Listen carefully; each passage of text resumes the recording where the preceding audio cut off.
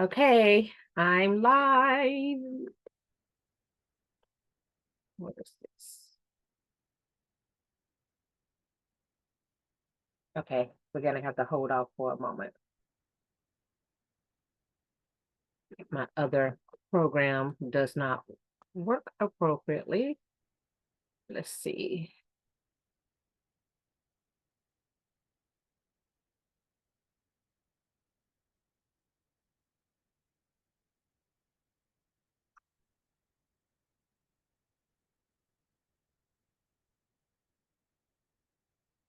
Okay, so cool. It is actually recording. So we're live. Although I love this YouTube. Well, actually, this is the TikTok view looks better. The recording on my computer looks sad. Woo, it's rough. Okay, waiting for recording in progress. Yes, it is. So what is it doing?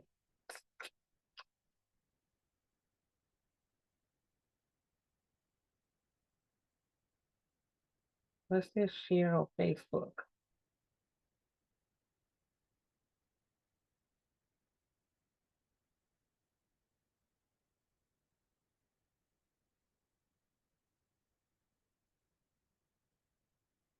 So while that's doing its thing, let's stop that part and let's just focus here. Going live, and since this is being recorded, hello, welcome, welcome, welcome. People have joined, so thanks for coming in.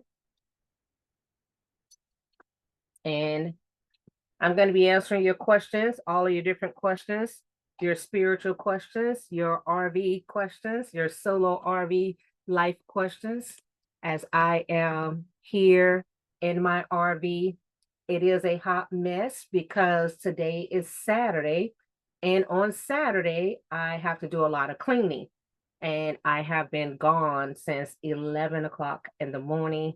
I got back here at like 6:40.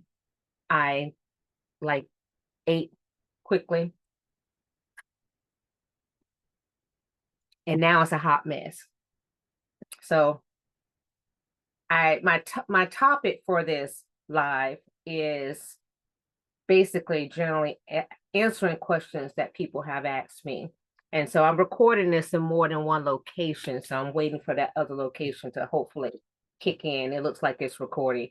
So for those of you who are seeing the recorded version, you know what to do. Send me your questions and I will answer them. Now I want to get into oh, okay, I see. Nope, not inviting anybody to join because this is all about what Shaman Dr. Fryson can actually say to you guys, right? This is not about what somebody else can say to you. And I would do that. I do have some other spiritual people that I'm connected to, and we will do a shared video, shared live. And when we do the shared live, we will actually answer spiritual questions as a group.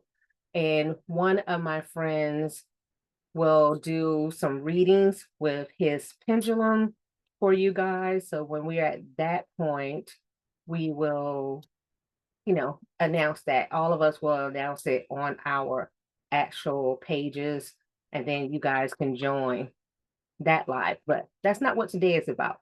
I will answer questions. So if you have a question, send me your question, put it in the chat, and I will hopefully be able to see it and answer the questions. Hello, Haru. How are you? You know, I'm talking about you and your pendulum and Haru's energy corner. You guys should follow him.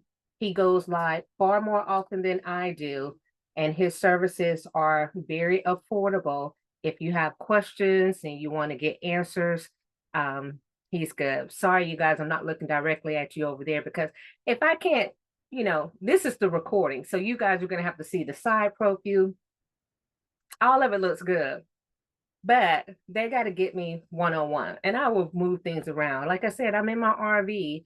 Hey, it's not what I need it to be right at this moment. So you got to get what you got to get.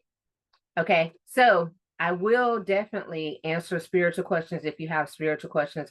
And I'm going to answer some of the RV questions. And then I'm going to talk about the shooting that happened in Georgia. And I'm going to talk about that because someone asked me a question. Okay. And then I have not done this. Oh, great. So you're more, oh, nice. So you're doing well with your actual energy readings. That's great. And I think that's probably because you took time for yourself, right? Because as spiritualists, we don't often take time for ourselves because we have clients coming to us and they always need for us to do something. And I find that I'm more effective when I take time for myself. That's why I do my social media detox, where it's like, nope, these 3 days, I'm not going to be on social media.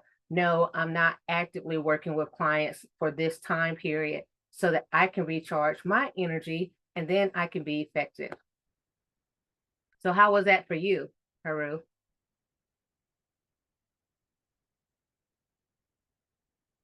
And while I'm waiting for answers. So let me go ahead and do a couple of things. So for those of you who know, I live in my RV full time, and you can't really see it on the TikTok, but for those of you who are watching the recorded version, I have it kind of blurred out because there is a lot. Oh, my live is skipping and looping and freezing and buffering. I'm not surprised.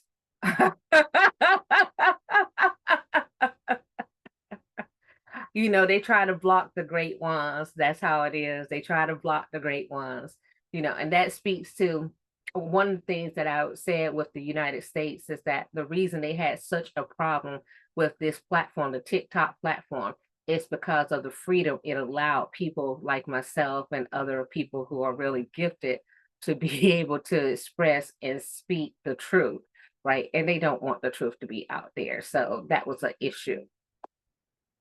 But TikTok is still here and we're still able to use it and we're still able to actually speak the truth. Okay, I'm back. Y'all heard that? Hold on. Hold on.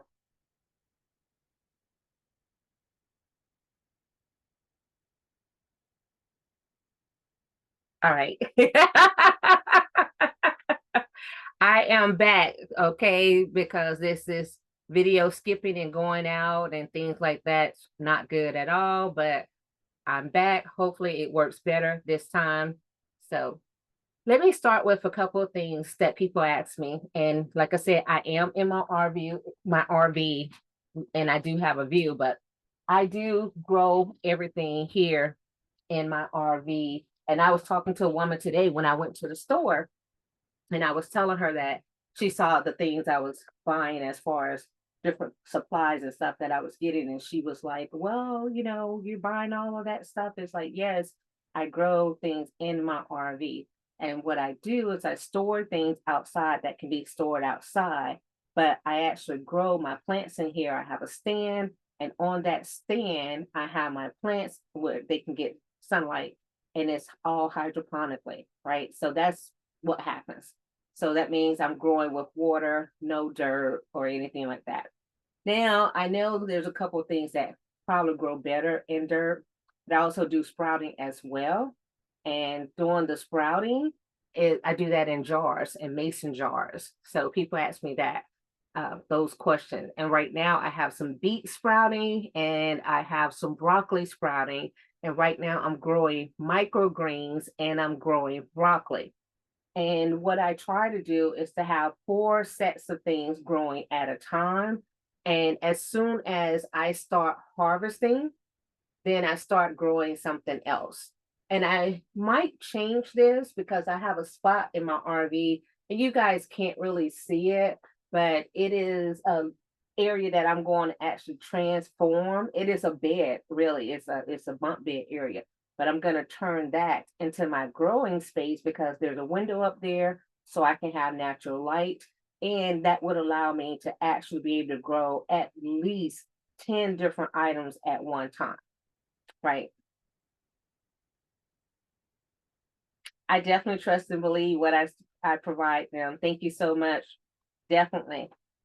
So So the thing that I'm seeing with this stuff is that one, microgreens have a lot of benefit for us. And if you are a person who doesn't get all the nutrients that you need because you might be vegetarian, you might be vegan, or you might eat a fast food diet or something and you're not getting all the nutrients that you need, microgreens are a good way to get it because they have a concentrated amount of nutrients, more concentrated than the actual adult version of whatever it is that you're eating.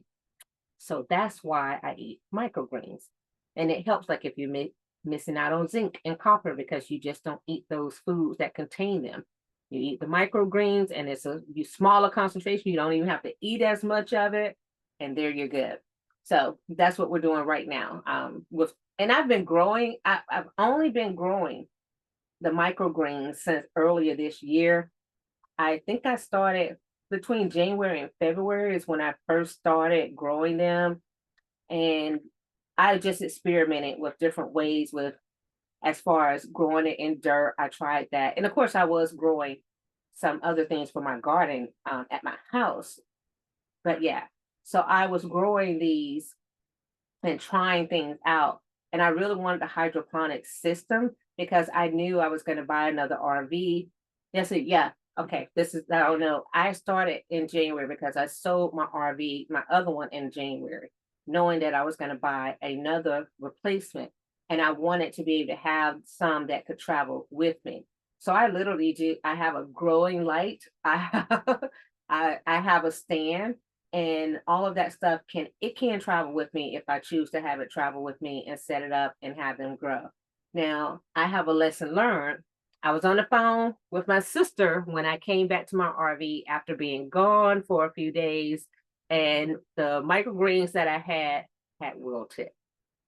I only had one tray of them growing, so but they were still viable. I was still able to eat them, but they wilted because I did not leave any lights open or on for them, right? Because I love to have them get the natural sunlight, but it's been a lot of rain because I've been in Georgia for a month and a half. So it's been a lot of rain in Georgia. And so haven't had as much sunlight. If I take and put them in an area with sunlight, they will do better. So I am going to leave the RV for overnight. So I have a different spot that I'm going to place them in order for them to get sunlight. And I have two options. I have places outside of my RV that actually have artificial light and they, it's a good place. But I have this place right up here, right up there where I want to start storing things. And that is where I think I'm going to have them sitting so that I don't have to have this big old window open where everybody can see into my RV and see that I'm not here. But the one by the bunk bed, they don't know if I'm here or not, or if somebody's here or not.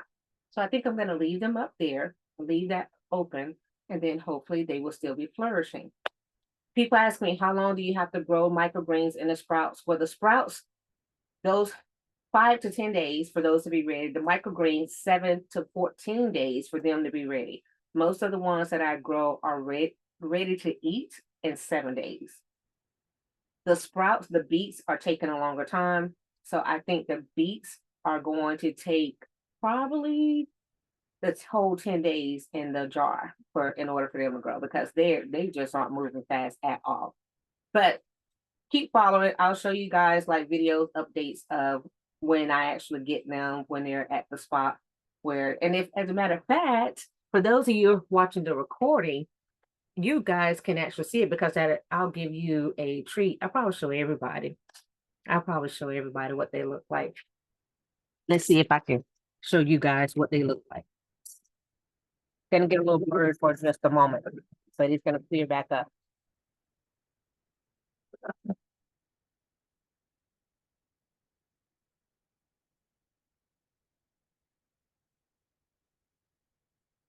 Okay, back. See those microgreens? Microgreens. Microgreens. See, a little, I don't like that blurriness. Okay, there they are. Very nice, very beautiful. Ah, Now, let me tell you, I had to get used to the smell of greens in my house. Because when I come back into my RV, I can smell them. Okay. All right. So let's get back to where you guys can see me. Okay, so that's all the questions for the microgreens. The other questions that people have, the second part is the RV. I have to tell you guys, I drove my RV over this suspension bridge, and it is one of those really high suspension bridges, heart palpitations, but I made it. That's the part about driving my RV that's a little interesting because this is a lot of something to be driving over a bridge. And if you have any incident, like there's a woman that said she was driving her RV and her awning was just not closed completely, and the wind caught it and pulled the whole thing down and almost tipped her RV over. So those are things you have to be careful of. And then because of stories like that, I do a lot before I take off. I do a lot of checking things, like I do a lot of checking my wheels. I do a lot of checking and making sure everything is locked. I had one incident that when I was driving this Class C, my RV, actually, one of the doors on the side outside was not closed completely. And it flew open while I was going down the interstate. And there's things inside of that. So definitely could have been a problem. I had to pull over and go back and lock it and make sure it was locked. And so I definitely go back and check things 2, 3 times. You can never check enough. Can never check enough. I go inside and make sure all of my doors and cabinets are closed and actually like stuck together to where they're not going to pop open. Because one time I was driving and I forgot to lock my slide to my bedroom, my door that slides to my bedroom, and it was sliding back and forth. And all of that plays a part in your ability to make a turn, your ability to not flip over. So you definitely want to make sure everything is like not going to move when you're driving an RV. Okay, so that's the two questions, the two sets of questions, the microgreens and the RVs. I got questions about that. The third thing that people are asking me about is the shooting that occurred in Georgia. And yes, I am in Georgia. No, I'm not in the part of Georgia where the shooting actually occurred. However, I have to say this. When I spoke about demonic versus non-demonic energies, this is what I'm speaking of. Demonic energy, when you have a demon influencing people to do things that cause destruction, right? So this particular young boy was influenced by a demonic energy. And people can say they believe in demons, they don't believe in demons, but I'm going to tell you, I know that they're demons. I know they exist, and we see things happening. And there's other spirits that exist, and those spirits are not demons. And then there's angels that exist. And again, we sometimes forget that angels are archangels. So there are different types of angels, right? There's some angels that go to battle for you, different types of angels. So let me tell you guys something that I came across. And I came across what's known as a trickster spirit. A trickster spirit is not a demon. A lot of people would consider a trickster spirit to be a demon because the trickster spirit is trying to influence you to do something that you don't really want to do, to trick you into some type of thing, such as inviting that spirit into your home so that they can interact with you and play games with you and stuff like that. The trickster spirit normally is not trying to influence you to go out and take people out. The demonic spirits, the demonic energies are after destruction.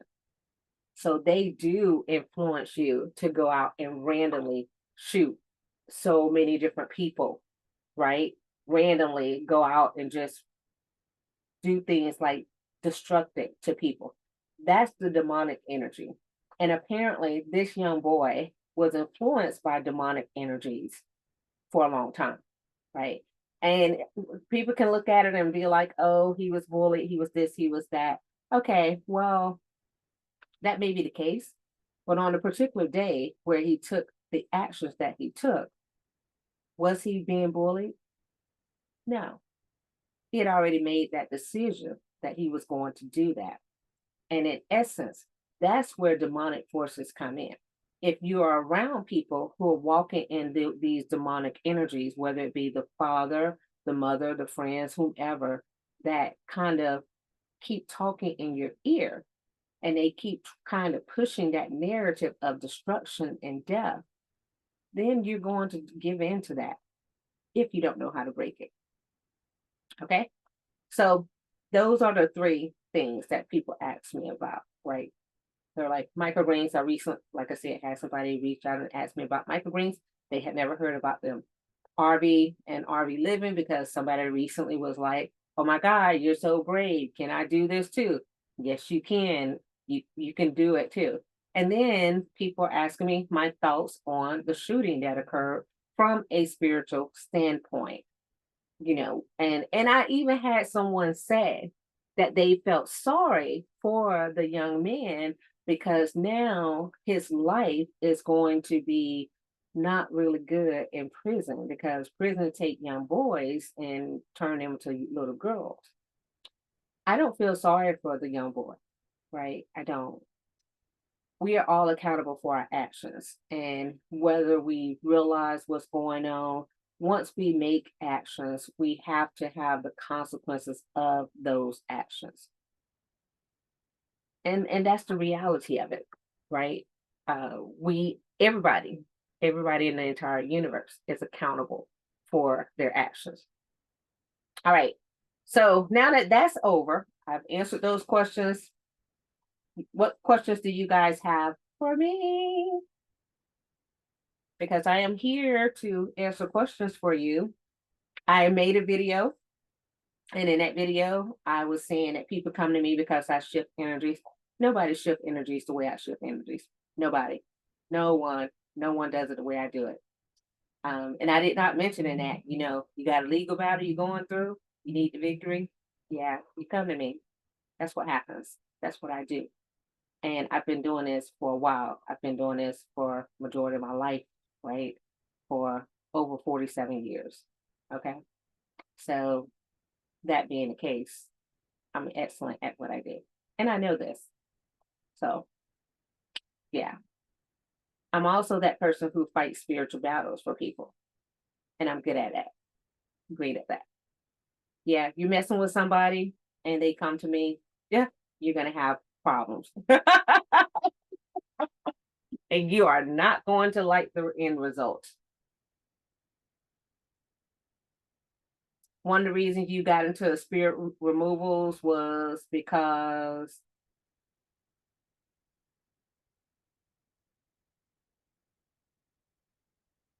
people like me.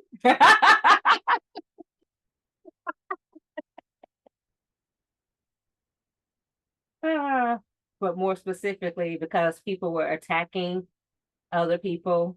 Is that what you're saying? And hello to the people who are joining. It says say hi. I don't know how to say hi on this app. Oh, hey, cool. I just waved at somebody. Yay. This is only my second live, I believe, on this app because I just don't normally have too much time to do these. I don't normally make the time to do these. Thank you, Haru, for liking the live. I don't know exactly how to like them yet. I've tried to like yours before, but I don't think I've done it correctly. Again, that's just a lack of knowledge regarding this app and the going live process.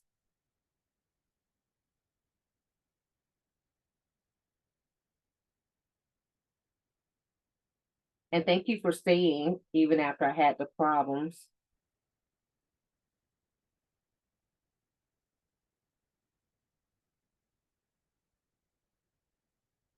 Okay, so now I've waved at a few people because it said I could wave at you guys.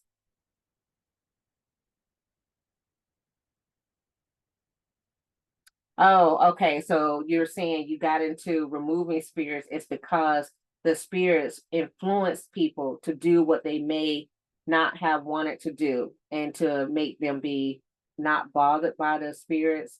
Yeah, and that's important. it's important when you recognize that someone is actually bound by a spirit, a demonic energy, or a trickster energy, to actually remove that energy from the person. And most people in the United States don't do that because they go and say the person has some mental defect instead of looking at they might actually have a spiritual thing going on. And now, actually, science is now that we're being open about quantum energy, quantum physics, the fact that we are not alone, the fact that people can channel spirits, the fact that we all are gifted with foresight and things of that nature. Now that people, meaning scientists, big government, are actually saying that, they're reevaluating diagnoses for mental health patients, right? I saw something where a guy works in a mental health facility and said one of the patients in there knew things about his mother and her name and everything when she first arrived. And he was wondering, well, hey, is this person a is this person a really a person with a mental health disorder, or is this person really gifted and has been diagnosed inappropriately? I see. What does this say? It says I have messages here. I don't know what those are.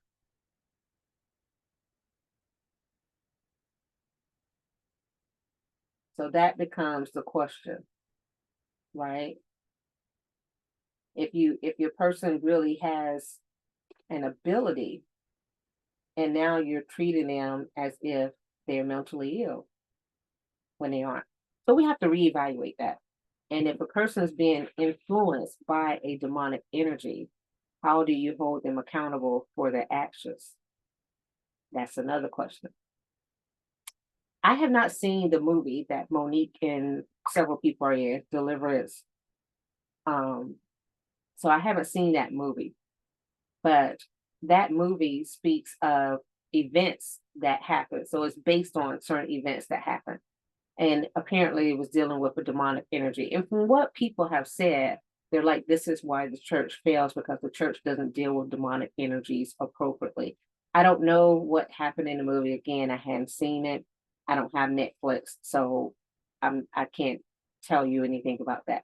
But what I can tell you is that in our community, right, my community, we have known about trickster spirits, demonic spirits, angelic spirits forever, for thousands of years, right? And there's things that you do to try to remove them from a person.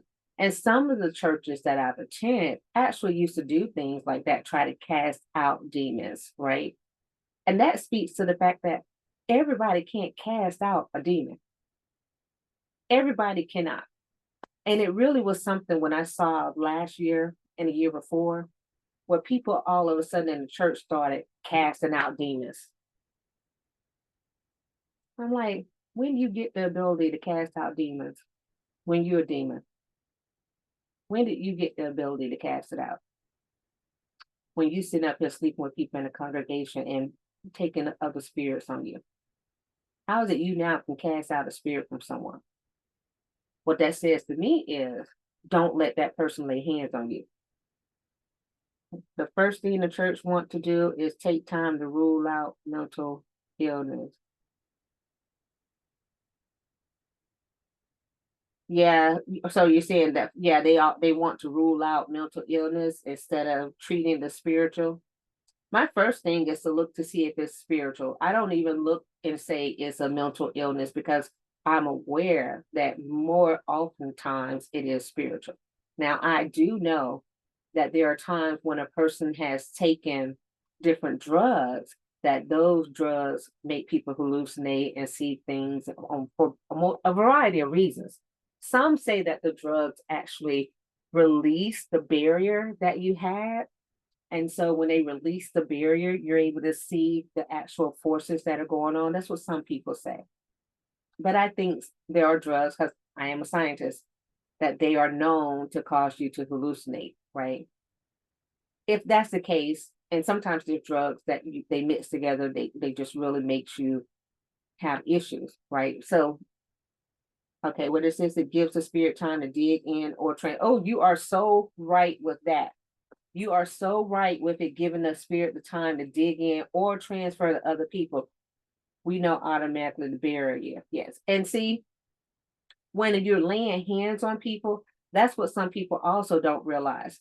When you really are not equipped to be laying hands on people, you can lay hands on somebody, and you know how they do it in the church. They line you all up, right? And the pastor come and the pastor go, she coming in the Honda, she coming in the Honda, she coming in the Honda. And oh, we gotta cast this demon out of sister so and so or brother so and so. And then the next person come up, they use them same hands and lay them same hands on you that they just were using to cast out the spirit. So if they cast out a spirit and the spirit went where?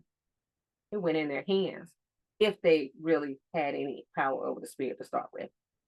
But then they just transferred it to you, right? Yeah. I tell people, don't let broke people pray for you and lay hands on you. People who having money problems, no, I don't need your prayers. Mm-mm. No, no, no. Don't need you laying hands on me. Why am I going to let you transfer that energy into my life when I don't have money problems? No, no. But in the church, we had all kinds of things like that going on, right? Transferring the spirits. And then all of a sudden, you're like, oh, why am I now interested in this person? I was never interested in this person before. Why am I having the same problems that sister so and so was having? I wasn't having those problems before. You've allowed spirits to be transferred because you get in somebody's prayer line. Because the pastor called a special prayer line, mind you, or one of the money lines, you know, because I've been in church where they've done that too. Um, you know, I actually was a member of what I now call a cult when I was younger. And I call it a cult because looking back on all the different things that happened, and I did leave the church, but looking at all the things that happened in the church, even after I left, and some of the things that happened in the church earlier on, I actually know that what they were doing was building a cult. And if they had not gotten caught up in all the illegal activities that caused the pastor to get arrested, if they hadn't gotten caught up in that, it would have continued to grow as a cult, right? And I call a spade a spade. I left the church. And I'll tell you part of the things that happened at this church. That particular pastor was causing marriages to break up. He was sleeping with women in the church. And he was telling people that, hey, this person, that's not your husband. I mean, literally, I saw him. Let me tell you just this story. So, we as a church went to another church, a visiting church, and you know how they have people sing and stuff like that. Well, in the church, they call me a prophetess, right? So, prophetess is going to go up there, going to prophesy, going to read people, basically, right? Read people, right? So, what I'm going to do. And I'm really good at it, right? So, they got to have me go, right? Because my stuff always come true. So, we go to this church where they want everybody to read people and whatever. And of course, it gives credence to the pastor if the members of his church are gifted and they're able to actually read people and those things are accurate, right? So he definitely was all for, having this happen. That church I went to, this is slightly before incident happened. When I went there was a woman and she was the wife of the pastor there. Thought it was a good couple, right? They invited this church that I was a part of to go, right? So I go, do what I do. I leave because I don't normally stay for all the different events afterwards, after these things are over. I head out, I'm out, I'm gone, right?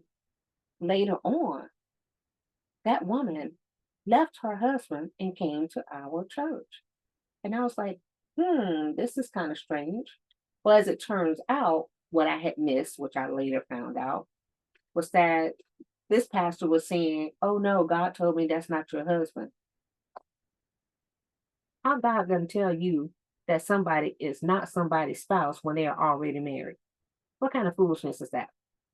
Well, that was only one incident, right? So this particular pastor, again, I didn't participate in a lot of things at the different church. I just showed up sporadically for different events, right? Because I was living life, I had a lot of other things I was doing. But anyway, so once, and mind you, I've studied the Bible since I was a kid. I've read it cover to cover multiple times. One time, I was at an event and left. This pastor, basically, the short story is came and told me that God told him he's supposed to have everything that's good, and I am what is good, and that I am supposed to be with him and I should have sex with him. Held to the no, mm-mm, uh-uh. And of course, I had to let him know that obviously I knew the Bible better than he did, because that's a no-go. How is it that you think me, as a married woman, who at the time was going through a divorce, is supposed to be sleeping with you, who's the pastor of the church, and you're engaged to be married to somebody, or he may have already been married to her at that point? Not exactly sure. Well, later on, and of course, I left the church, right? I'm out, right? I don't really have to deal with all this stuff. A lot of other things happened after I left, and I found out about those different things. This pastor was one of the ones who was laying hands on people and casting out demons from people, or so they say, and different things like that. He also was having people drink alcohol, wine, and having sex with different women, and turns out interacted with a couple of underage people and got them pregnant, or got somebody pregnant, more than one person pregnant. So he ended up going to prison behind all the foolishness that he was doing. He had people break up their marriages, put people together, made people marry. Maybe this girl married this guy. He was a convicted felon, and he was an abuser. And I was like, mm-mm. See, and that's cult kind of activity. And that's when you have a lot of spirits involved, especially for a person like this man who laying hands on all these different people. And you have all of those spirits lying to you, lying in your ear, telling you things, telling you that you're able to do this, or it's okay to do this. And I remember this pastor used to say things like he was just like David. And that always strikes me as odd when you want to tell me you just like a person who sent somebody out to be killed so he can have their wife. No, sir. No, sir. You and I are not, we're not on the same page. And after I left the church, some other people I knew was at the church, and this pastor actually sent this message basically saying that my gift that everybody in my family has known about since I was 3 years old, that he gave me my gift, and that it would never be able to be used if I wasn't sitting under him as a pastor. Can you see that? You see the gall of someone thinking that they have that kind of power, when all of us have gifts inside of us, and your gift is yours. I can't give it to you. I might be able to help you unlock it or enhance it or understand it, but I can't give it to you, and I surely can't take it away. And I said to someone, I was like, how can he give me something that I've had my entire life? And how can he take it away? I said, reality is that he need me to prophesy to people, because my prophecies come true. But when I leave the church, now y'all want to say I'm a witch. I was a prophetess before, but I'm a witch now. That's what happens. That's one of the problems with the church in general. It's very short-sighted, and that short-sightedness cause people to leave and move away, and cause people to be disheartened, right? They're just like, oh man, and lose their way. It could do that to some people. And the church doesn't teach things about going within and understanding the power that you have in yourself, and understanding the fact that you can, one, communicate with spirits, yes, which is a good thing, it's not bad unless you are trying to do something horrible. Two, set your life up to flow how you want it to flow, because that power is within yourself. Big, big, big thing. And three, achieve what they call the Christ consciousness or the Buddha enlightenment. You can do all those things within yourself. right? And a lot of things within church teach that you have to do that through something in the church. Like you're going to be cursed if you don't pay tithes, or if you don't come to this service or that service, or be in this program or that program, or if you don't read the Bible, or whatever different rule, because there's always a rule, right? There's always some rule that you just gotta stick to. And that's the problem. The real answer is that whatever it is that you need is already within you. You have to unlock the conditioning that you were given before, right? You were given a conditioned set of things, a set of stereotypes, a set of, you'll never be able to accomplish this on your own.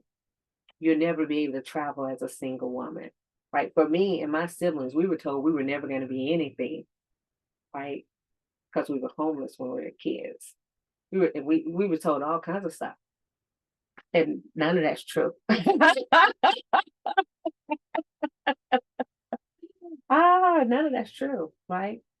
So at some point, you have to start breaking the conditions that were placed over your life. And those conditions, for most of us in African American or Black communities, were done in church settings, or they were done in school settings, and they were done at home. And you have to break those. Now, I'm extremely fortunate, mind you, I didn't think so when I was a kid, to have grown up with some alternative things happening, because I lived in a variety of different places, and I spent time with my grandmothers, both of them. And I was very fortunate to be taught some things that at the time I did not appreciate. I appreciate them today. And then we stayed with my godmother, learned some more things, even this stuff about herbalism, like growing things like canning and stuff like that. My godmother taught us that when we were kids, right? So we knew how to, now not growing microgreens, but we knew how to do a bunch of other stuff because of her. I'm grateful for that today. But from a spiritual standpoint, a lot of things that we have been taught are not correct, because most of the things that we have been taught has been in the form of oppression. It has been in the form of keeping you from getting things that you need to get in life. And that is why when I shift energies for people, people feel a freeing sensation, right? They're like, oh, I feel so free. I feel liberated. I feel like this heavy weight has been lifted. Yeah, it has. But you can do the same thing. You have that ability. In this lifetime, not everyone would tap into that ability. And in this lifetime, not everyone will even have the desire to tap into that ability. I do. And I have. I was forced into this, mind you, by my grandmother. I was forced into it. And I didn't like it when I was forced into it. But now it's just who I am. It's just what I do, it's what I've always done. So when people call me and they're like, this is going on, can you do this? Yes, I can. Right. Okay, so let me see. I see people have joined.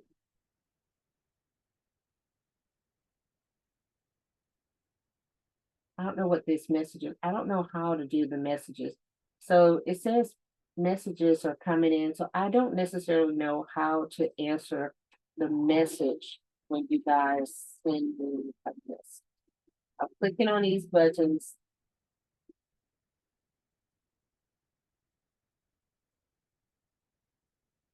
Don't. So if you're not putting it on the screen, I don't know how to open up those messages. I can see you join. That's about it. Haru, are you still with us?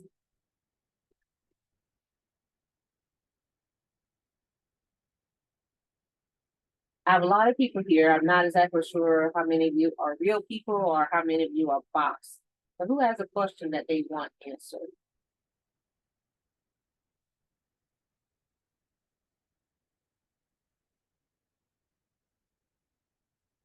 My time is running out. Because I don't want to be on this all night because I do have things to do. So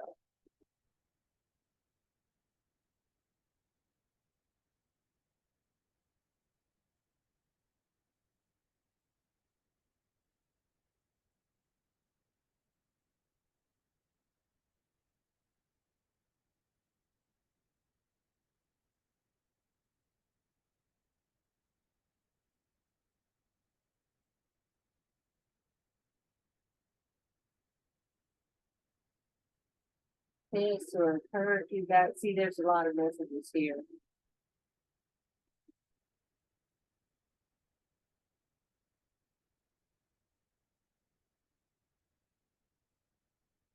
I don't know what these symbols mean next to. I can only understand the message. If you have a message or a question, that's all I can go by. If all the symbols, I'm just not great with. That's not my strength, right? My strength is shifting energy. I have a metaphysical center, right? In my medical physical center, I do spiritual and physical work. That's what I do.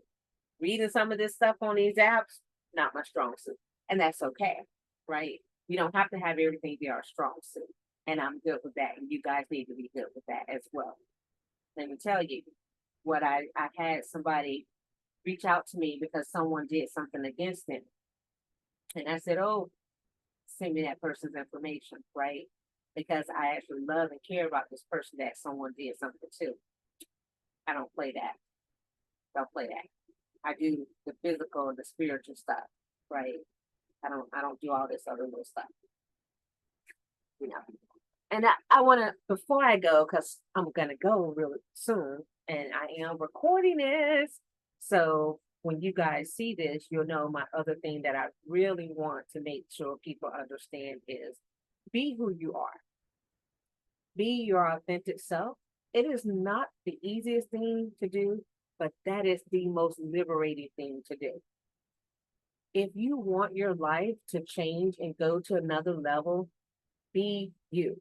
And then you will attract people who are like minded and you will repel people who don't need to be in your circle, right? Which is important. Okay.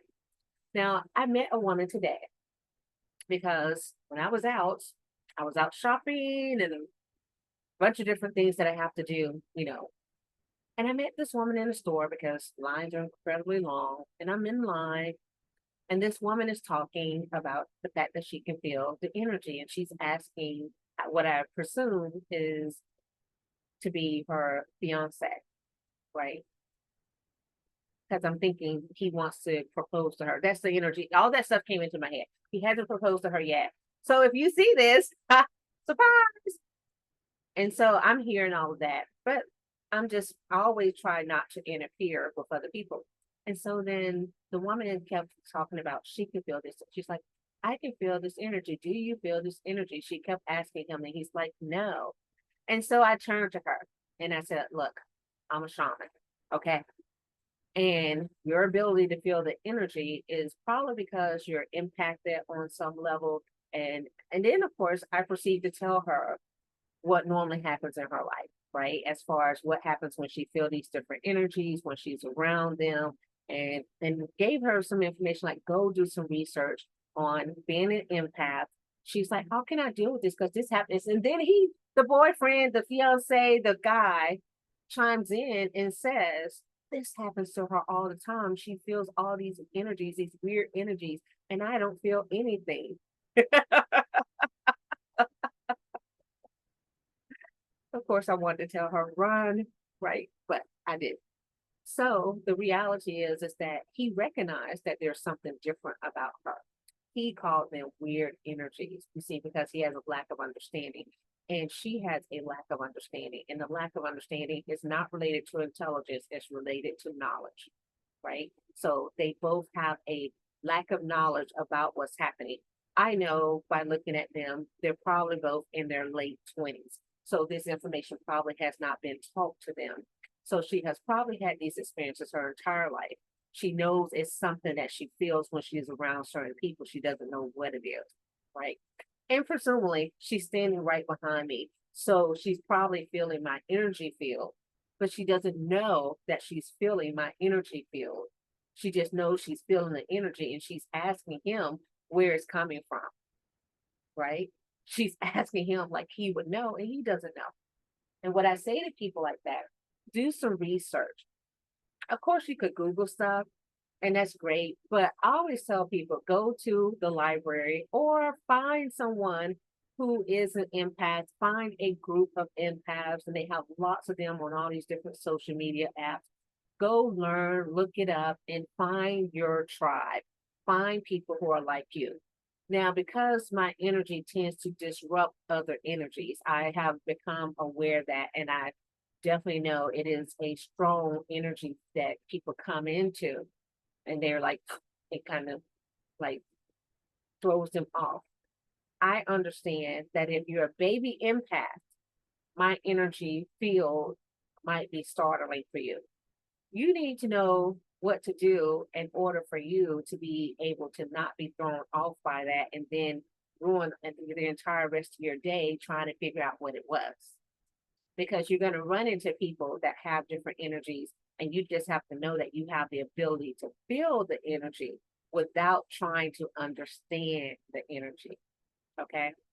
You can't understand 51 years of my energy, right? And just meeting me in that second. So my thing is go do some research, do some grounding, and then spend some time by yourself. And when I said that, the guy that she was with says, "Oh, you just went to the gym today." And I said, "No, go outside, go to the beach, ground it, walk barefoot in the grass, go walk in the water by yourself without your significant other, male, female, indifferent, doesn't matter. Just at least 15 minutes by yourself so that your energy can calm down. If you are always around someone else and you are an empath, you are never going to be able to know your own true thoughts and feelings because you're going to always be feeling everyone else's if you don't put certain practices into place, right? So for me, it is important for me to actually be by myself, do things by myself. That causes a problem in relationships, and it has caused problems in relationships. That's single life, right? Single life, I don't have those problems, right? If you are going to be in a relationship with someone, you're going to have to learn how to take appropriate, healthy time for yourself so that you can deal with these different energies. And you're also going to have a partner who takes the time to research and learn about your unique impacted ability, right? And the reason you want that person to learn is so that they can not be like, oh, you're so weird. You want them to be able to understand what it is that you are experiencing and to work with you, right? And give you that space and give you that grace. Okay, so if there's any empaths who are watching this, that's the same information that I am extending to you. I don't know what that means.